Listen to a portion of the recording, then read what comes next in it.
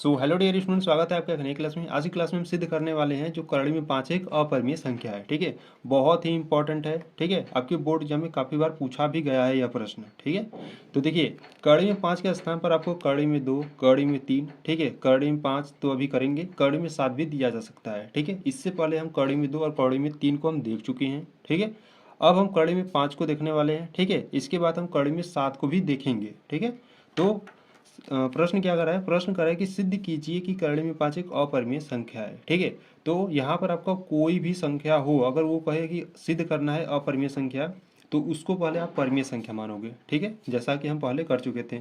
तो यहाँ से पहले हम क्या करेंगे, करड़ी में 5 को हम परिमेय संख्या मानेंगे। ठीक है, तो यहाँ से हम लिखेंगे कि माना करड़ी में 5 एक परिमेय संख्या है।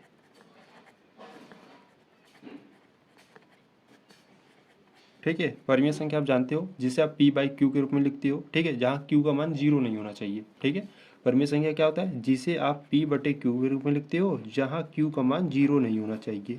ठीक है, तो इस कड़ी में जो 5 है इसको हम परिमेय संख्या के बराबर दिखाएंगे। ठीक है, तो यहाँ से हो जाएगा कड़ी में 5 बराबर p/q। ठीक है, और जहाँ q का मान क्या 0 नहीं होना चाहिए। ठीक है, p और q है क्या, तो p और q आपके पूर्णांक है। ठीक है, तो यहाँ से आपको लिखना होगा जहाँ P व Q कोई पूर्णांक है। ठीक है, P और Q क्या है, कोई पूर्णांक है। तो देखो यहाँ से क्या करते हैं, यहाँ से P का मान निकाल लेते हैं। ठीक है, तो यहाँ से हम P बराबर करड़ी में 5 है और ये जो Q है यहाँ पर भाग में है। ठीक है, जैसे उधर भेजोगे तो क्या हो जाएगा, गुणा में। तो यहाँ से निकलेगा आपका P बराबर करड़ी में 5 इंटू Q निकलेगा। ठीक है, ऐसा करने के बाद आपको दोनों पक्षों का वर्ग कर देना है। ठीक है, तो यहाँ से आप लिखोगे दोनों पक्षों का वर्ग करने पर।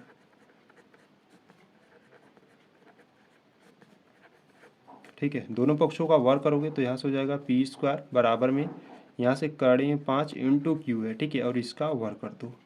तो यहाँ से आपका निकलेगा p² बराबर करड़ी में 5 का वर्ग करोगे तो 5 मिलेगा, q का वर्ग करोगे तो q का स्क्वायर निकलेगा। ठीक है, तो यहाँ से अगर हम देखें तो यहाँ 5 क्या है, गुणा में। ठीक है, इसको इधर लाते हैं तो p² 5 गुणा में इधर लाओगे तो बट्टे में आ जाएगा, बराबर में आपका q² बचेगा। ठीक है, अब देखो ये जो 5 है वो किसको विभाजित कर रहा है, 5 जो है वो p² को विभाजित कर रहा है। ठीक है, तो यहाँ पर आपको लिखना होगा। ठीक है, तो 5 जो है वो p² को क्या कर रहा है, विभाजित कर रहा है। तो यहाँ से आप लिखोगे जो 5 है वो p² को विभाजित करता है। ठीक है, अगर 5 p² को विभाजित कर रहा है तो p को भी करेगा। ठीक है, देखो कैसा है, यहाँ पर पहले लिख देता हूँ, जो 5 अगर वो p² को विभाजित करता है तो p को भी करेगा। ठीक है, p को भी विभाजित करेगा। कैसे करेगा हम अभी बता रहे हैं आपको। ठीक है, विभाजित करेगा। ठीक है, इसको आपको समीकरण, इसको क्या करो, समीकरण 1 बना लो, इसको समीकरण 2 बना लो। ठीक है, देखो कैसे, अगर p² को अगर 5 क्या कर रहा है, विभाजित कर रहा है। ठीक है, जैसे मान लो आपके 5 है, 5 का वर्ग है। ठीक है, और बट्टे में 5 है। ठीक है, अब देखो ये जो 5 है वो 5 का वर्ग को विभाजित कर रहा है। अब 5 का वर्ग क्या होता है, 25 होता है, और बट्टे में क्या है 5, 5 एकम 5, 5 बचे 25, यानी कि 5 बार में क्या कर रहा है, विभाजित कर रहा है। यानी कि क्या कर रहा है, विभाजित तो हो रहा है। ठीक है, अब 5 जो है वो 5² को विभाजित कर रहा है, तो ये जो 5 है वो 5 को भी करेगा। ठीक है, तो इसी प्रकार से यहाँ पर जो 5 है अगर वो p² को विभाजित कर रहा है तो p को भी करेगा। ठीक है, तो इसको क्या करें, इक्वेशन फर्स्ट बना लिए और ये जो है इक्वेशन सेकेंड बना लिए। ठीक है, अब यहाँ से आपको मानना होगा। ठीक है, तो यहाँ से आप लिखोगे पुनः माना। ठीक है, देखो यहाँ से आपको थोड़ा सा ध्यान देना होगा, आप मानोगे p के बराबर मानोगे।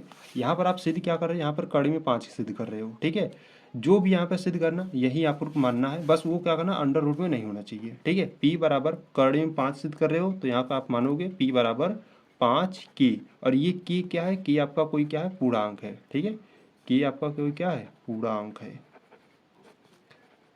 ठीक है, तो ये जो 5 के माने हो p के बराबर, इसको क्या करो, समीकरण नंबर 1 में रख दो। ठीक है, तो यहाँ से आप लिख देना p का मान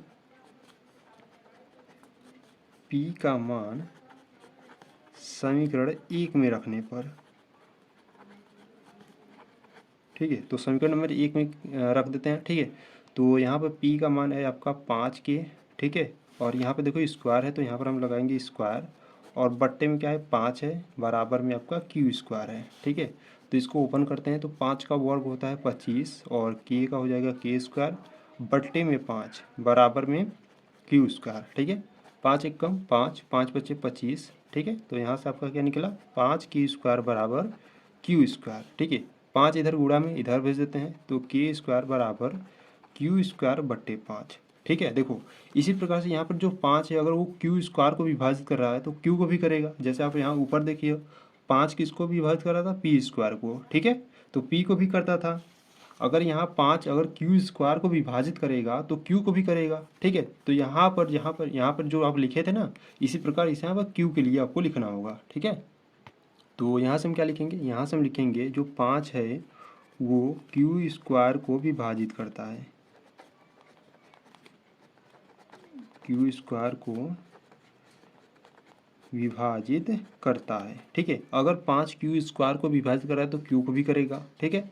तो 5 जो है वो क्यू को भी विभाजित करेगा, क्यू को भी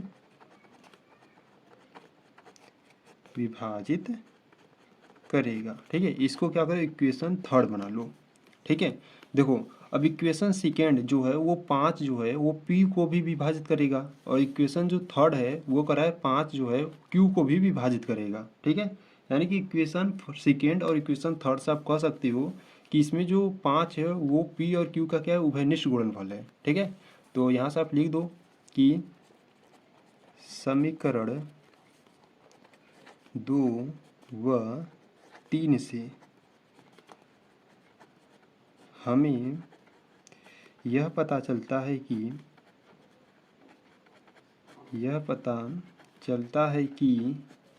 ठीक है, समीकरण 2 व 3 से हमें यह पता चलता है कि P व Q का उभयनिष्ठ गुणनफल, ठीक है,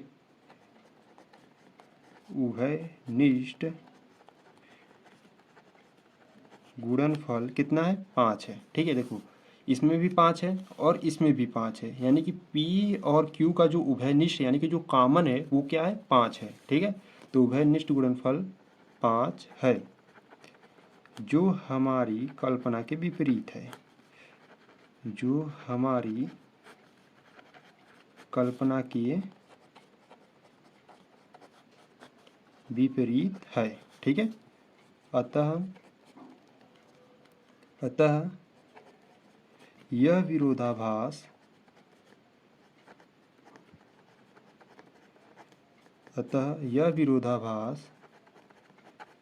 हमारी गलत कल्पना के कारण हुआ है,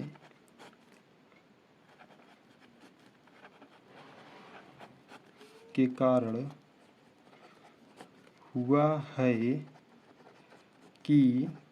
कड़ी में 5 एक परिमेय संख्या है, ठीक है। ये आपका क्या हुआ, गलत कल्पना के कारण हुआ है, ठीक है, संख्या है, ठीक है। यहाँ से आपको नीचे लिख देना है, अतः कड़ी में 5 एक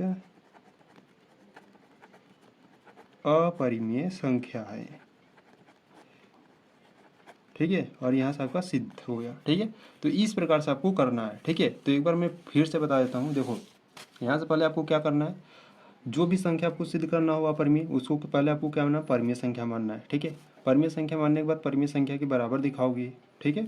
परिमेय संख्या के बराबर दिखाने के बाद आपको यहाँ से पी का मान निकालना है, ठीक है। पी का मान निकालने के बाद दोनों पक्षों का वर्ग कर दो, ठीक है। दोनों पक्षों का वर्ग करने के बाद यहाँ से क्या करोगे, यहाँ देखो 5 गुणा में था, इधर लाओगे बट्टे में, तो जो 5 था वो पी स्क्वायर को विभाजित कर रहा था, ठीक है। यहाँ पर लिख दिए, तो पी स्क्वायर को कर रहा है तो पी को भी करेगा, ठीक है। तो इस प्रकार से लिखने के बाद इक्वेशन इसको सेकेंड बना लेना, ठीक है। अब यहाँ इतना करने के बाद आपको पुनः मानना होगा, ठीक है। पी के बराबर मानोगे, जो सिद्ध करोगे, यहाँ पर अगर कड़ी में 3 सिद्ध करती है तो आप पी बराबर 3 के मानते, ठीक है।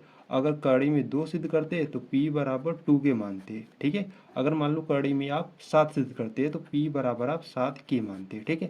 तो यहाँ पर आप जो सिद्ध करते हैं यहाँ पर आप पी के बराबर मानते, ठीक है। और यहाँ के आपको लिखना जरूर है कि आपका कोई पूर्णांक रहेगा, ठीक है। तो इस पी का मान आपको समीकरण नंबर 1 में आपको रख देना है, ठीक है। तो यहाँ से आपको जो मिलेगा इसको देखो, यहाँ पर आप जो 5 था वहाँ गुणा में था तो भाग में किए थे, ठीक है। तो यहाँ पर भी जो 5 था ये गुणा में, तो यहाँ पर हम भाग में करेंगे। तो यहाँ से जो 5 होगा वो क्यू स्क्वायर को भी विभाजित करेगा। अगर क्यू स्क्वायर को कर रहा है तो क्यू को भी करेगा, ठीक है। तो यहाँ पर इक्वेशन इसको थर्ड बना लेंगे। और यहाँ से देखो, इक्वेशन सेकेंड और इक्वेशन थर्ड से हम कह सकते हैं कि इसमें जो 5 है वो पी और क्यू का क्या है, उभयनिष्ठ गुणनफल है, ठीक है। तो यहाँ से हम लिखेंगे समीकरण 2 और 3 से हमें यह पता चलता है कि पी व क्यू का उभयनिष्ठ गुणनफल 5 है, जो हमारी कल्पना के विपरीत है, ठीक है। तो यह विरोधाभास हमारी गलत कल्पना के कारण हुआ है कि कर्ण में 5 एक परिमेय संख्या है, ठीक है। ये गलत कल्पना के कारण हुआ है, ठीक है। अतः कर्ण में 5 एक अपरिमेय संख्या है, ठीक है। तो इस प्रकार से आपको प्रूव करना है, ठीक है। बहुत ही सिंपल मेथड है। अगर कुछ भी डाउट है तो वीडियो को थोड़ा सा बैक करो या फिर से एक बार देख लो, ठीक है। तो चलो मिलते हैं नेक्स्ट वीडियो में, तब तक के लिए जय हिंद जय भारत।